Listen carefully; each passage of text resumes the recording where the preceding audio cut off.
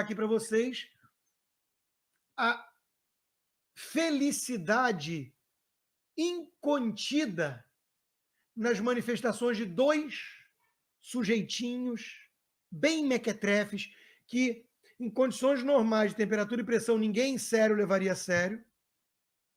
E hoje, na pandemia, ninguém sério continua levando a sério, mas por imposição da mídia, são tratados como pessoas sérias, e um deles como guru, como especialista, mas que no fundo, são pandeminions.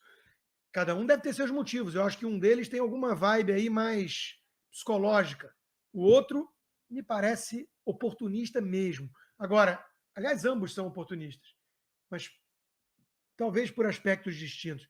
Mas olha essas mensagens e vê se só eu que estou interpretando algum tipo de comemoração aqui.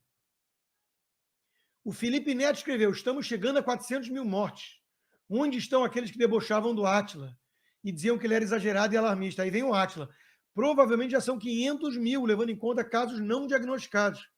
Mas não são as pessoas que precisavam me ouvir. São os governantes que precisam ouvir especialistas que falam o mesmo e agir de acordo. Eu só repassei estudos aos quais todos tinham acesso. Tem algumas mentiras escabrosas aqui e algumas verdades. De fato, o Átila só reproduziu o estudo. Qual? O do Imperial College, que é uma furada.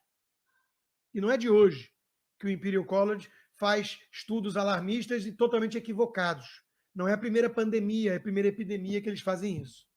Agora, casos subnotificados, tudo leva a crer que é o contrário. Tudo leva a crer que um monte de gente que está com atestado de óbito de Covid morreu com o Covid e não necessariamente de Covid. Se o sujeito tem 93 anos de idade, 3 comorbidades e morreu com Covid, causa mortes Covid, é forçar, né? Então, tem um monte de casos, e alguns vieram à tona, com familiares questionando o óbito, né? A causa do óbito, que leva a crer que há um excesso de constatação de mortômetro por Covid. Porque são mortes que têm a Covid, mas não necessariamente o Covid foi a causa principal. Né? Agora, vamos lá. Quantos mortos o Átila falou que iam ter mesmo? De 2 a 3 milhões no primeiro ano. Era até agosto de 2020. Então, se ele está comemorando, entre aspas, que estamos chegando perto de 400 mil, ele está numa contagem contínua, né? Vale notar que não vai acabar, não vai zerar todo ano, que nem acontece com todas as mortes. Nós zeramos. Nós não estamos acumulando as mortes de assassinato, as mortes de acidente de trânsito e nem mesmo aquelas causadas por doenças virais. Porque a influenza continua matando milhares de pessoas todo ano. Mas com o Covid eles vão fazer isso. Tá bom. Quando é que vai bater o número que ele falou para 2020? Em 2028? Ele parece estar comemorando, né? Torcendo. É a turma do quanto pior, melhor. São pandeminions, corona lovers. É um negócio de embrulhar o estômago. E erraram em tudo e estão agora bancando os gurus, os profetas Nostradamus Tupiniquim, profeta do apocalipse, do caos. E não acertaram nada, é tudo furado. E o lockdown que ele pregava não funcionou. Esse sim não é cientificamente comprovado. Não é. Agora, qual é o jogo da patota? O jogo é demonizar o governo. Esse é o jogo. A gente já entendeu há muito tempo. E é por isso que eu fico numa postura defensiva em nome da justiça e para impedir que prospere a tática desses canalhas, esquerdistas, autoritários, que eu fico na defensiva em relação ao Bolsonaro. Aí a turma vai lá e diz que eu sou bolsonarista, gado, vendido. Nada disso me incomoda, não, porque mostra mais sobre eles do que sobre mim. Mas como eu estou aqui para buscar a verdade, eu vou agora mostrar um que vem de lá e que volta e meia surpreende, viu? Porque eu acho que com todos os defeitos que ele tem, e eu não acho que sejam poucos, ele tem alguma coisa ali nele que parece, remete à independência. E eu consigo respeitar pessoas que pensam muito diferente de mim, mas que demonstram coragem e independência, que são virtudes básicas. Básicas. Então eu enxergo, a princípio, isso nele. Eu estou falando do grande Verdevaldo, né? O Glenn Greenwald. Porque ele, aqui nos Estados Unidos, ele atacou um monte de veículo de comunicação em relação à postura com Trump. Aí alguns começaram a falar que ele era agente duplo, e não sei o quê, e os russos, e não sei o quê. Isso sim me parece tese conspiratória. Eu sei o que eu vejo. Eu sei o que eu vejo. Ele tem algumas bandeiras que ele abraça que me parecem coerentes com aquilo que ele defende. Ele está preocupado com as big techs decidirem o que é a verdade e o que é a ciência no mundo. Qualquer esquerdista sério deveria. Porque a esquerda não bateu sempre no perigo das grandes corporações dominarem.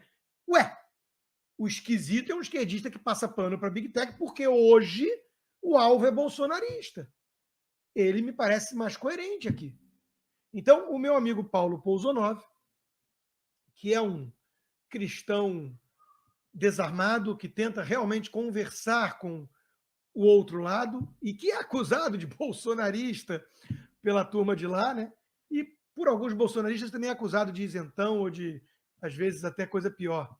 Mas ele conseguiu uma ótima entrevista com o Glenn Greenwald. Está lá na Gazeta do Povo, né?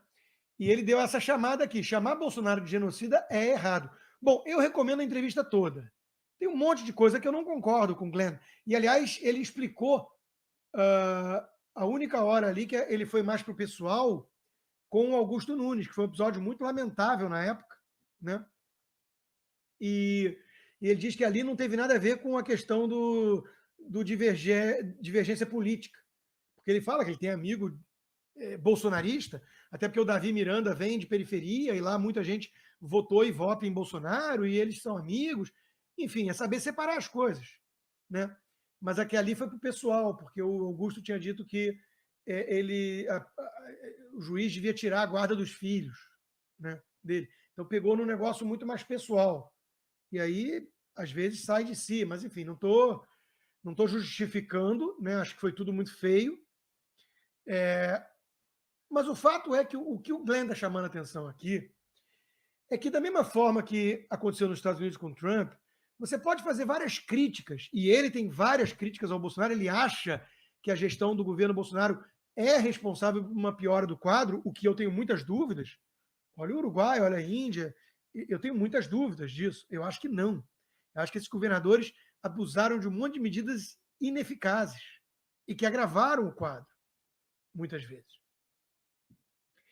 Eu não acho que o governo federal pudesse ter feito milagre para poupar dezenas de milhares de vidas, como os profetas do caos dão a entender. Eu não acho mesmo. Mas é aquela história, faça as críticas. Mas rotular de genocida, genocídio é a intenção deliberada de exterminar um povo. Esse pessoal brinca com palavras. Usa de forma leviana e irresponsável. Então ele, de novo, aqui, ele está certo. E está batendo de frente com a turma da esquerda.